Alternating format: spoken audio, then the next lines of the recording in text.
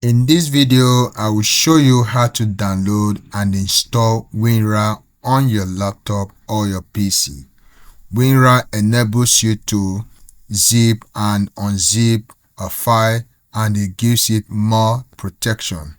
To do that, simply open your browser and on the address bar type WinRAR. Click your enter. On the search result, click on this particular first one. This will take you to this particular page. On this particular page, you can just simply click on this download. Here you have different options to pick from. Here you can select the particular language you want this WinRAR to bear.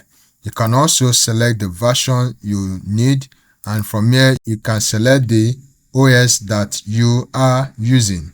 And here you can also pick the architecture of your own system. Let's say we want it to be in English. You can just select English, and here you have the list of the ones that are in English. You have it in different operating system of your PC. You have Windows, you have MacOS, you have Linux, you have FreeBSD, and even Android. You can just simply click on this particular one. Let's say we wish to download this.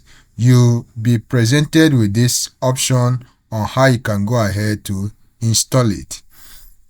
You can see, simply click on the file, yes, then all these processes.